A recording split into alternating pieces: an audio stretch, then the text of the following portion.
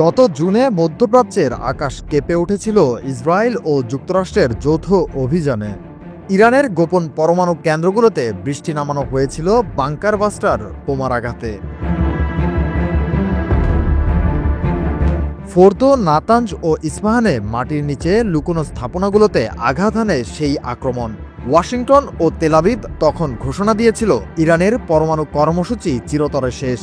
President Trump আত্মবিশ্বাসের সঙ্গে বলেছিলেন ইরান আর কখনোই পারমাণবিক অস্ত্র তৈরি করতে পারবে না। কিন্তু বাস্তবতা ভিন্ন চিত্র দেখাচ্ছে। মাত্র কয়েক মাসের ব্যবধানে ধ্বংসস্তূপ থেকে ঘুরে দাঁড়িয়েছে তেহরান।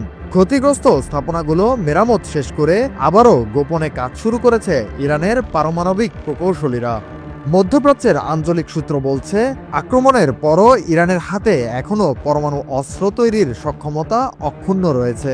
ফলে ট্রাম্পের ঘোষণার বিপরীতে নতুন করে দুশ্চিন্তায় পড়েছে ইসরায়েল। ইসরায়েলের গোয়েন্দা সংস্থা দাবি করছে ইরান তাদের ইউরেনিয়ামের বড় অংশ গোপনে সরিয়ে নিয়েছে তেহরান থেকে দূরে এক গোপন স্থাপনায়। সেখানে এখন দিনরাত 24 ঘন্টা ধরে চলছে ক্ষেপণাস্ত্র তৈরির কাজ। তাদের ধারণা ইরান এখন নতুন এক সমৃদ্ধকরণ কেন্দ্রে পরমাণু কর্মসূচি চালাচ্ছে, যেখানে আন্তর্জাতিক পরিদর্শক দল ঢুকতে পারছে না। দ্য নিউ ইয়র্ক টাইমস এক প্রতিবেদনে বলছে, ইসরায়েল ও যুক্তরাষ্ট্রের যৌথ হামলায় ইরানের বড় ক্ষতি হলেও তা মোট পরমাণু সক্ষমতার তুলনায় খুবই সামান্য। ফলস্বরূপ ইরান এখনও অস্ত্র তৈরির পথে অগ্রসর হচ্ছে। পত্রিকাটির বিশ্লেষণে দেখা যায়, আঞ্চলিক উত্তেজনা যে কোনো সময় পূর্ণাঙ্গ যুদ্ধে রূপ নিতে পারে। 2015 সালের ঐতিহাসিক পরমাণু চুক্তির মেয়াদ শেষ হয়ে গেছে গত মাসে। চুক্তি অনুযায়ী ইরানকে সীমিত মাত্রায় ইউরেনিয়াম সমৃদ্ধ করার অনুমতি দেয়া হয়েছিল, কিন্তু মেয়াদ শেষে তেহরানের উপর যুক্তরাষ্ট্র নতুন করে নিষেধাজ্ঞা আরোপ করে। এতে ইরান আমেরিকা আলোচনার দরজা পুরোপুরি বন্ধ হয়ে গেছে। মার্কিন গোয়েন্দা সংস্থা জানিয়েছে, ইরানের হাতে এখন এমন পরিমাণ সমৃদ্ধ ইউরেনিয়াম রয়েছে যা দিয়ে অন্তত 11টি পারমাণবিক অস্ত্র তৈরি করা সম্ভব। তবে ইরান বলছে, ইসরায়েল আমেরিকার বোমা বর্ষণে তাদের মজুদ ধ্বংস হয়ে গেছে। তবে ইসরায়েল করছে পাল্টা দাবি, ইরান সবকিছুই গোপনে সরিয়ে নিয়েছে তাদের নতুন কারখানায়।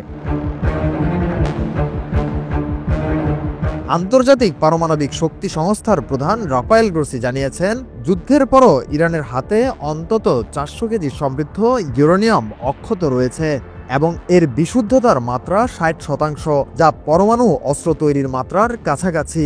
তার ভাষায়, ইরানের পারমাণবিক সক্ষমতা এখন আর কল্পনা নয়, বরং বাস্তব।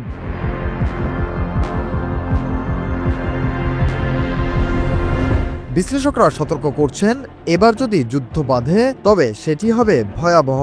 গত জুনের যুদ্ধে যেখানে 500 ক্ষেপণাস্ত্র ছুড়েছিল ইরান, এবার তাদের লক্ষ্য একসাথে 2000 ক্ষেপণাস্ত্র হামলার। ইরানের সামরিক কমান্ডারদের লক্ষ্য এখন একটাই, ইসরায়েলকে এক আঘাতেই নত করবে তারা। ইন্টারন্যাশনাল ক্রাইসিস গ্রুপের ইরান প্রকল্পের পরিচালকের মতে, এটি আর কূটনৈতিক সংঘাত নয়, এটি আসন্ন সংঘর্ষের পূর্ব লক্ষণ। আঞ্চলিক বিশ্লেষকদের ভাষায়, মধ্যপ্রাচ্যের পবিত্র ভূমিতে ইসরায়েল ও ইরানের মধ্যে ফের যুদ্ধ এখন কেবল সময়ের অপেক্ষা।